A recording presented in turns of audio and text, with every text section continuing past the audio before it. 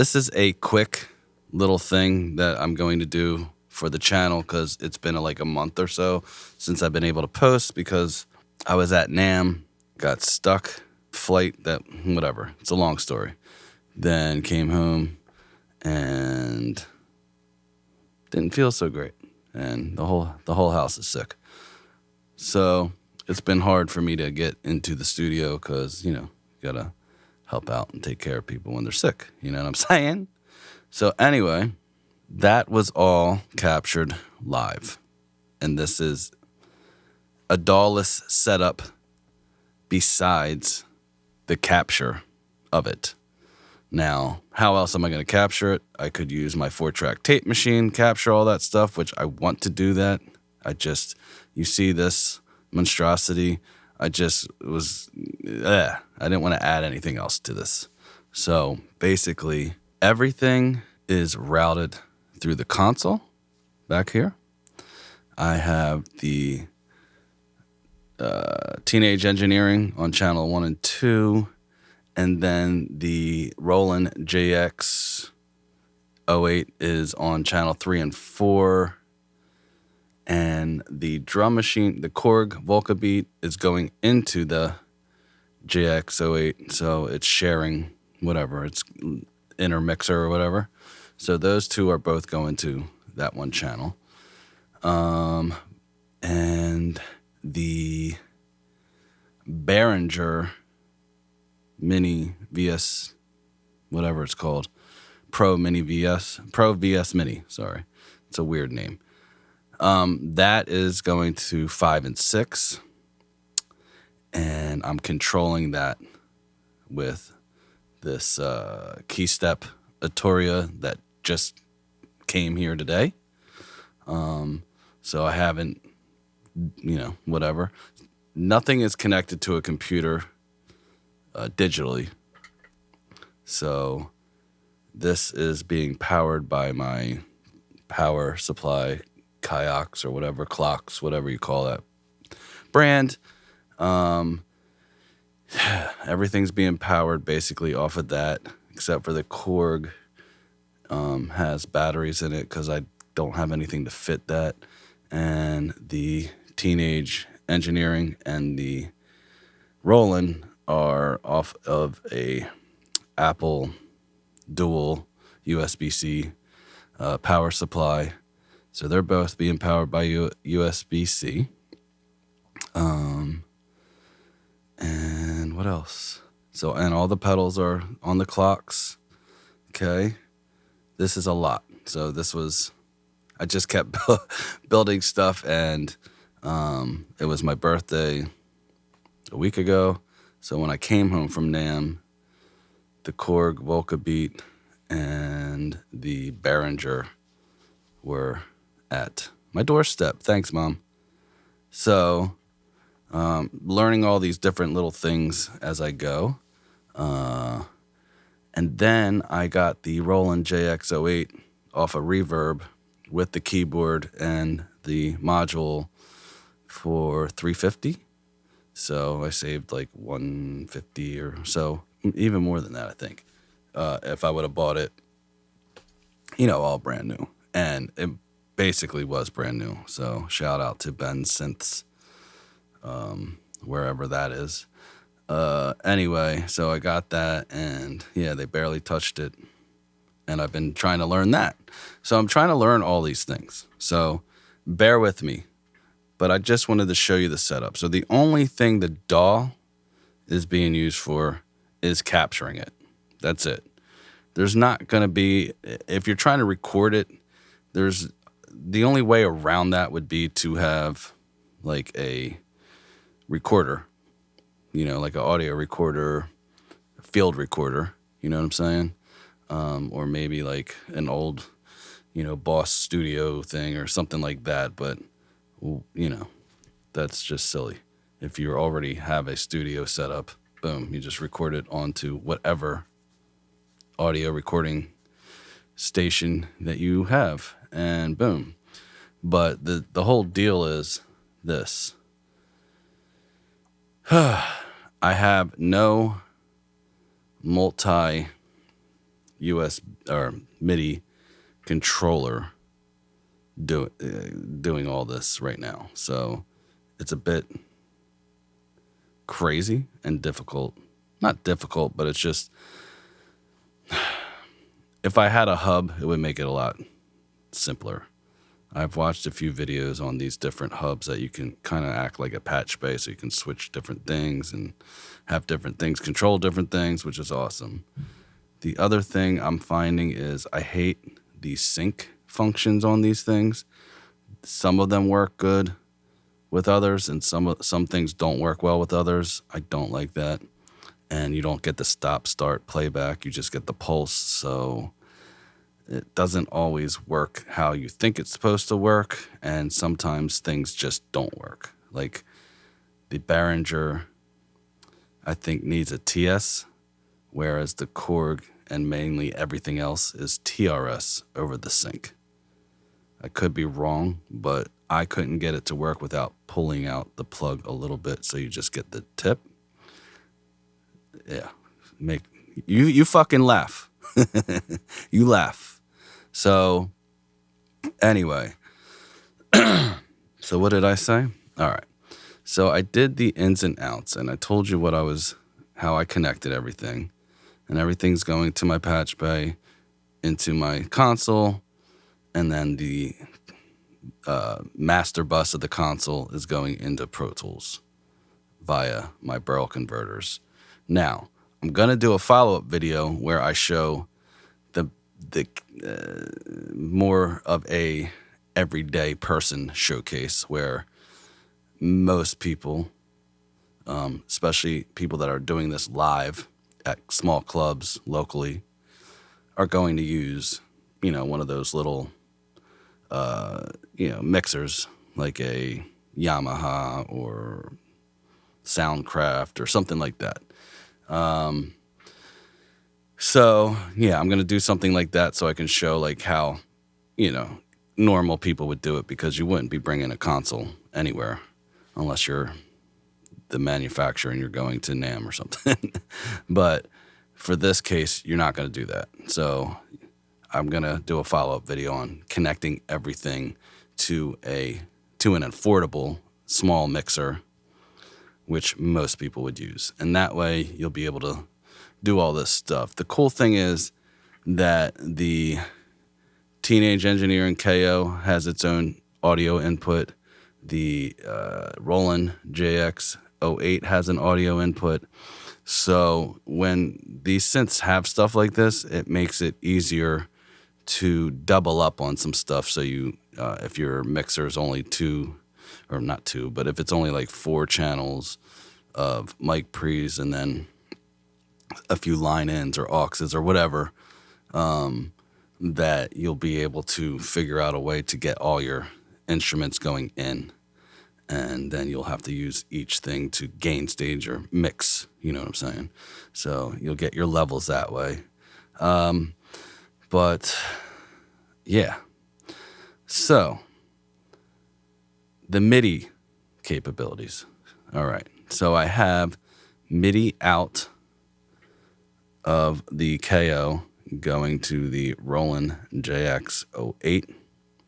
And then you go into the menu system of the 08 and you find where MIDI is and what it's, what the clock is. So there's automatic, I think, and maybe external or MIDI, I forget. But you find it, you click on what you want it to do. It wants to receive the clock. So I went in that way, and then I went out of the JX-08. And I think I went out of there. Yes, I went out of there into the Arturia key step. And that way, this is receiving that MIDI clock. And that's how I got the arpeggiating sound going into the Behringer. Because the Behringer has its own arpeggiator, but this Arturia has its own set, which is right at your fingertips, and a lot more capable, and you can change things on the fly, which is amazing. That's why I got this thing, because I was like, okay, I'll be able to control certain things that might not be as in depth. All right, so it's sending its signals to here. So the MIDI out of the Arturia is going into the MIDI in of the Behringer, and that is allowing me to do sounds at the same time, allowing me to send clock to it. So, or it could send clock to it if I wanted it to use the ARP that's built into it. But because I'm using the arpeggiator that's built into this, it's just sending all of that in time anyway, and it's doing what it does. And it also has 5 controls here. I haven't even opened the manual. I haven't watched anything on this. I just saw a lot of other synth channels use this thing, and I was like, yeah, well, these guys are way more experienced in that world than I am, so it must be good, right? Can't be that they're getting this shit sent to them. No, I don't know. I'm just kidding. I have been watching quite a few different channels on synthesizers, and this seemed like a no-brainer to get because of the arpeggiating capabilities and then all the outputs, and the fact that I can do this without having to hook it up via USB to a computer, because I have other ones here that have to be connected to a computer and don't have the same capabilities. So, and this is smaller, so it's just like a small key bed. So it makes this setup a little bit easier. All right, so that's that. Oh, and the vocals were going to channel 7, and I have the line 6DL4 going into an AML preamp on the line in, and then just gained it up from there just so I had a good level. It probably, I don't know, sounds pretty good though. And the Korg Beats is going into the partner, and I was using the fuzzy sound. And then I also had the lasso on, which I have the warm audio phase, mutation phase on the insert of this. And that's why you could hear the drums doing some funky stuff. Like, I'll just show you real quick.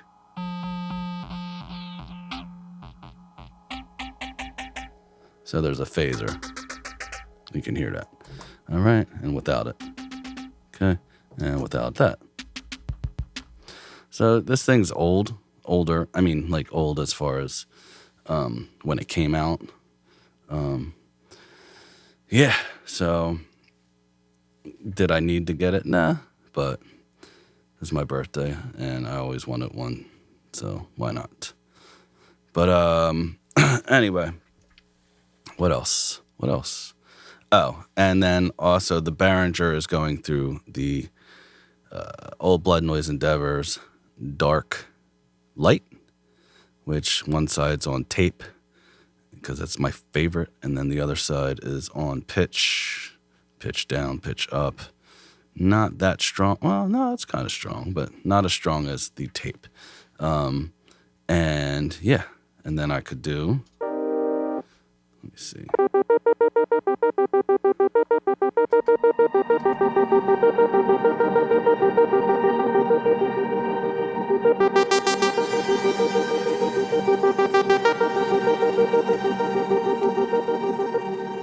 So this type right here is controlling the cutoff of the Behringer. I think. I would hope that's what's... I don't know. I don't know. But that's what it sounds like it's doing.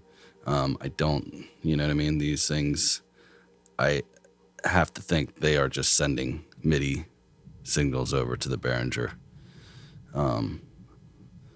It's not like any audio is going into this. So this is just sending digital data. There. The line 6 pedal for the vocals, I was using vintage digital. Not for any reason other than it's cleaner, but not so pristine. And then I had the reverb up. high. I don't know what reverb that is, but it worked. So I did this very quickly. That part, I just set it up. Blah blah blah blah. I was like trying to learn all these different things this past week. So the Roland JX-08 is by far my favorite little synth I've ever tried.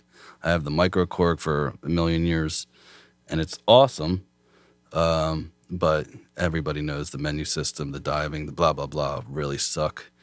And you only have 5 knobs. This thing is smaller and has all sorts of controls to mess around with things. And the ability to split or do dual or and then do two different sequences at the same time, and that's what was going on. Let me see if this turns on. No. Let me see.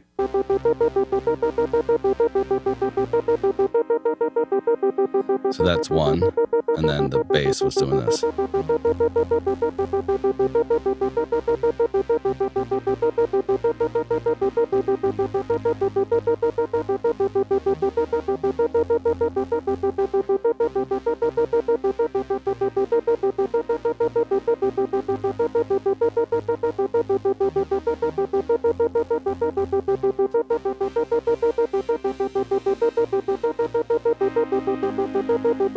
Anyway, it was sounded the way I had when you save it, it saves however you did it and automate the different sounds and stuff. Then I messed with it at the end, and now I can't get back without going to another patch and then coming back, and then it'll be exactly how I had it or another pattern. I mean, I'm still learning that, but the fact that you can have 2 separate sounds going on in a sequence makes it super powerful. Also, just hooking it up and doing bass lines with it, and just for one part, and then going to another part, which would be another patch, and playing over it all in one synth at this size, just without having to hook it up to anything else is great. I mean, like the headphone out is awesome. I feel like I could take this, with me when I'm traveling. I take this Teenage Engineering with me all the time when I travel because it just fits perfectly in my travel bag. And I have to create every day or I go insane. So it's a comfort thing for me when I'm in a hotel. I mean, I can't even keep my digestive system regulated unless I am creating for at least a half hour at some point, usually in the morning, drinking coffee. I have to it's my cleansing of my brain and everything else going on with other, family or whatever my schedule is like for the week or the day or whatever. It just helps me to clear up the cobwebs and get centered and all that stuff. So that's the setup for today. And if you have any questions, feel free to leave them down in the comments below. I will show different things in the next coming weeks about how, more of like a deeper dive of maybe specific pieces that how I'm setting them up, specifically what I have to do like internally with the menu systems or whatnot. If you're interested in anything like that, there are plenty of videos that I could also point you to that would help.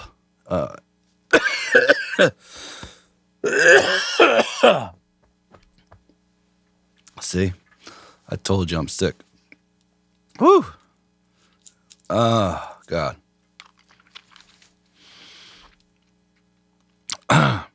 Excuse me. If there's anything that you want to know about with these specific pieces, there's other videos I could also link. So, if you're watching this right now and you stayed this long, and you're like, hey, how'd you do blah, blah, blah with this piece? I can, I'll put a link in your question to the different things I watch to learn certain things with these because, you know, I've been messing with synths on and off for a while, but never enough to like be an expert. I just consistently learn a little bit enough to create something. And then, you know, as the time goes by, I say, oh, how can I do this and how can I do that? And the reason I'm doing this is because eventually I would like to perform live with all this kind of stuff and my guitar and, you know, possibly one other person, my wife, because she sings and plays bass with me. And yeah, so if we want to go in a different direction, we can. Who knows? I mean, I love having a real drummer, and I love just going, you know, ape shit. But I also love this kind of stuff too. So yeah, if you got anything out of this, hit the subscribe, hit the like, hit the bell, and I will see you in the next one, in the next one, in the next one. All right, help me get to 10 billion. 10 billion? There's not even 10 billion people. But who cares? Just help me get there, all right? Peace.